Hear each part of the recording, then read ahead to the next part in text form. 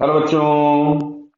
यहां लिखा है a ball strikes a smooth horizontal floor obliquely and rebounds in elastically. अच्छा, अगर इन इलास्टिक कोलिजन है तो मोमेंटम कंजर्व होगा, कुछ ना कुछ part of kinetic energy loss हो जाएगी या एनर्जी का लॉस हो जाएगा। क्लियर? एनर्जी का लॉस दो तरह से होगा। एक तो वो जो बॉडी है उसके कुछ डिफॉर्मेशन में चला जाएगा, प्लस कुछ पार्ट सरफेस को ट्रांसफर हो जाता है अगर कोलिजन इन इलास्टिक होता है। ठीक है, तो ऑप्शन यहाँ पे हम लोग पढ़ते हैं। मतलब जैसे कोलिजन इस तरह से दिया गया है कि ये हमारे पास कोई भी एक फ्लोर है जो कि स्मूथ है। अगर स्मूथ है तो सरफेस के पैरेलल कोई भी वेलोसिटी में चेंज नहीं होगा। क्यों? क्योंकि सरफेस के पैरेलल कोई भी इंपल्स एक्ट नहीं हुआ होगा। यहां कहीं पे मान लीजिए किसी भी एंगल ये थीटा पे हिट कर रही है, और इस तरह से यहां कहीं पे किसी भी एंगल अल्फा पे ये निकल जाती है। क्लियर है? ये एंगल अल्फा है। इनिशियल वेलोसिटी हम लोगों ने कुछ भी यू ली है। इंसिडेंस एंगल थीटा और रिफ्लेक्शन एंगल अल्फा है। क्लियर? सरफेस अगर स्मूथ है तो हॉरिजॉन्टल वेलोसिटी में कोई भी चेंज नहीं होगा या सरफेस के पैरेलल वेलोसिटी में कोई चेंज नहीं होगा। क्लियर? पढ़ते हैं हम लोग ऑप्शन पहले तो। जैसे पहला लिखा है the kinetic energy of the ball just after hitting the floor is equal to the potential energy of the ball at the maximum height after the rebounds। नहीं, सुनो इधर।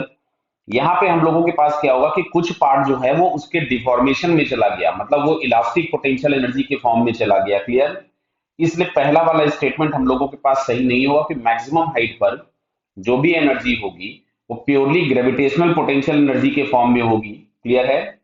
सेकंड लिखा है total energy of the ball is not conserved. ये बात सही है। क्यों? मैंने अभी क्या बोला आपसे कि कुछ पार्ट ऑफ एनर्जी जो है वो सरफेस ले लेगा अगर कोलिजन इलास्टिक इन इलास्टिक होते हैं। तो जो एनर्जी होती है वो काइनेटिक एनर्जी का कुछ पार्ट सरफेस के डिफॉर्मेशन में जाता है, कुछ पार्ट बॉडी के डिफॉर्मेशन में जाता है। क्लियर? नेक्स्ट लिखा है angle of rebounds with the vertical is greater than the angle of incidence. देखो ये होगा तो बड़ा, मैं आपको दिखा भी देता हूं प्रूफ करके। मतलब यहाँ जो अल्फा होगा it is greater than theta. कैसे होगा? तो देखो इधर, यहाँ पे u के दो कंपोनेंट होंगे। यहाँ कहीं पे हम लोगों के पास ये वाला एंगल थीटा हो जाएगा तो ये मिल जाएगा u cos थीटा, और ये आपके पास मिलेगा u sin थीटा। क्लियर? ऐसा ही अगर हम यहाँ देखेंगे तो v के हमारे पास दो कंपोनेंट होंगे, ये एंगल अल्फा हो जाएगा तो यहाँ आपको मिलेगा v cos अल्फा, और यहाँ आपके पास मिलेगा v sin अल्फा।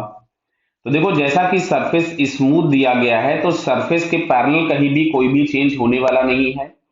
मतलब यहां से हम लोग लिख सकते थे कि v sine alpha is equal to u sine theta. Clear?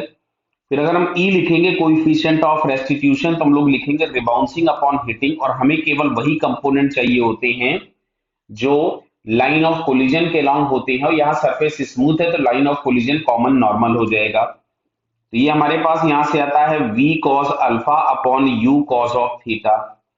तो यहां से अगर हम लोग लिखेंगे तो v cos of alpha is equal to मिल जाएगा e u cos of theta. Clear? अगर हम इन दोनों इक्वेशन को डिवाइड कर दें तो tan alpha is equal to हम लोगों के पास मिलता है tan theta by e. Clear? आ रही बात समझ में? तो tan थीटा बाई ई, तो यहां से हम लोगों को समझ में आ गया कि जो भी एंगल अल्फा होगा that is greater than theta. क्यों? क्योंकि ई की वैल्यू हमेशा वन से क्या होगी? कम होगी। मैक्सिमम वैल्यू ऑफ ई कितना हो सकता है? वन।